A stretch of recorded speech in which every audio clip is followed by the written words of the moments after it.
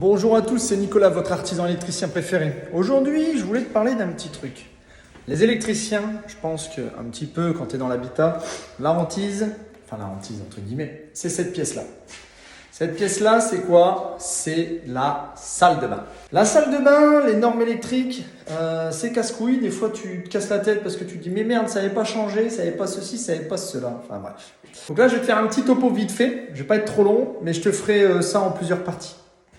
Juste là, par exemple, je vais te prendre le cas de figure déjà de l'entrée. L'entrée, on est ici sur ce qu'on appelle une porte à galandage. C'est-à-dire que c'est une porte qui rentre dans la cloison. Tu vois, ici, regarde, voilà. Donc, il y a une armature qui est métallique. Et cette armature-là doit être systématiquement et obligatoirement mise à la terre. Alors déjà, maintenant, ils préconisent, je crois même que c'est peut-être obligatoire. Tu vois, même moi, des fois, j'ai des doutes. De mettre les rails de placo à la terre. Donc forcément, ta porte à galandage le sera forcément. Mais nous ici, forcément, on l'a fait, on l'a bipé, ça a bien sonné, tout est bien. La porte à galandage est à la terre. Et ensuite, tu as ici une fenêtre avec une menuiserie en aluminium. Donc forcément, cette menuiserie-là, on l'a mis à la terre également.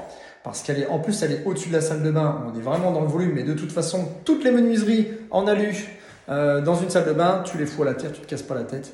Au moins, comme ça, tu es tranquille. On l'a bipé et elle fonctionne. Voilà déjà pour ces 2 points de pièce 2.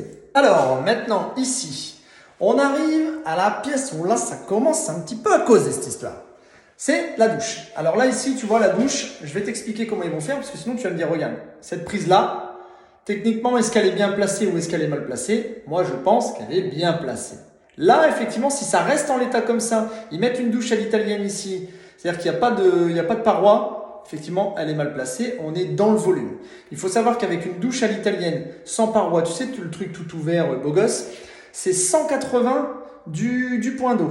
C'est-à-dire que tu dois avoir 120 pour la douche à l'italienne, plus 60 pour le volume 2. Ce qui veut dire que si tu es dans le volume 2, donc dans les 60 que je viens de te parler, tu dois mettre de la très basse tension.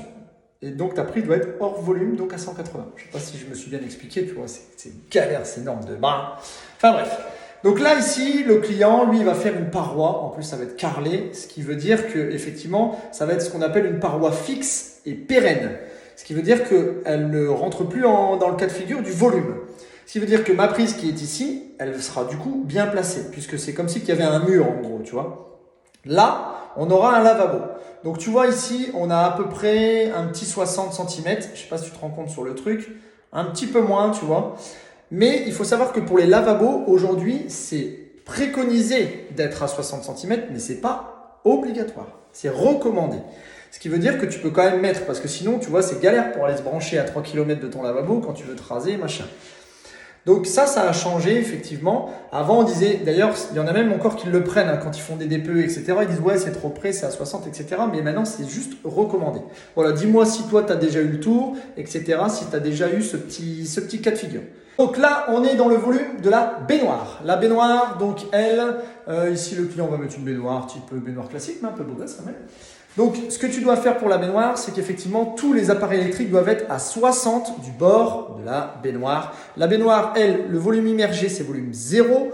Le volume au-dessus de la baignoire, tu vois, toute cette partie-là, c'est le volume 1. Et ensuite, à 60 cm, tout ce qui est à 60 cm du bord de la baignoire, c'est le volume 2. Dans le volume 2, on ne met pas de prise, on n'y a rien. Donc là, ici, tu peux voir, tu vois, la baignoire, elle va venir à peu près jusque-là.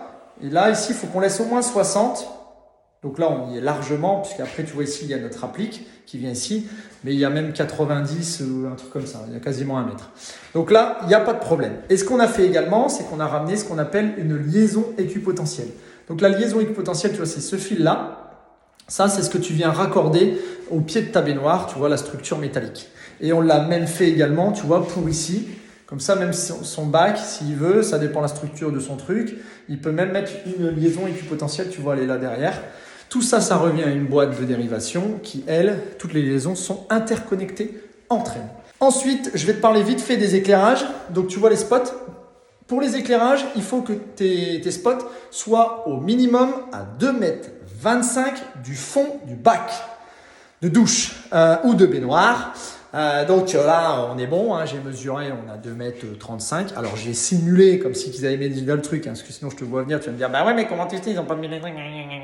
Il y a 2,55 m, donc on est large bien. Et ici, tout va venir à ras, donc il n'y a pas de souci. Par contre, si jamais tu étais dans le volume pour tes trucs, ou tu sais, des fois on met des éclairages dans les douches pour faire un peu classe, quoi, pour faire un peu chicos. Et ben, dans ces cas-là, tu mets avec un transfo, tu mets de la très basse tension. Comme ça, au moins, t'es pas embêté. Voilà. Donc, je pense que j'ai fait à peu près le tour. Dis-moi toi si tu as des trucs ou si tu me dis qu'il y a des trucs peut-être j'ai oublié, peut-être qu'il y a des trucs que j'ai mal dit, peut-être tu me dis bah non c'est pas ça, putain de merde, là tu vas tuer tout le monde là dans ta salle de bain. Voilà, bon bah tu me dis quoi et puis on en parle. Donc surtout n'hésite pas à me dire si jamais soit j'ai oublié un truc ou j'ai dit une connerie, hein, on sait jamais, ça peut arriver. Voilà, mais on est là pour discuter, les gars. Commencez pas à vous enflammer, hein, et puis ceci, et puis cela, et machin. On est là pour discuter, on échange, tu vois, on se donne des conseils entre nous. On est des confrères un peu, tu vois. Donc bon, on n'est pas là pour se tirer dans les pattes, hein. Il n'y a pas mort d'homme, hein. On fait de l'électricité, on fait pas décoller des fusées, donc tout va bien. Donc si jamais tu as des petits trucs, des astuces, des machins, des trucs pour te retenir, des moyens mémotechniques pour te retenir les normes de salle de bain, bah tu le dis là en commentaire quoi. Allez bisous.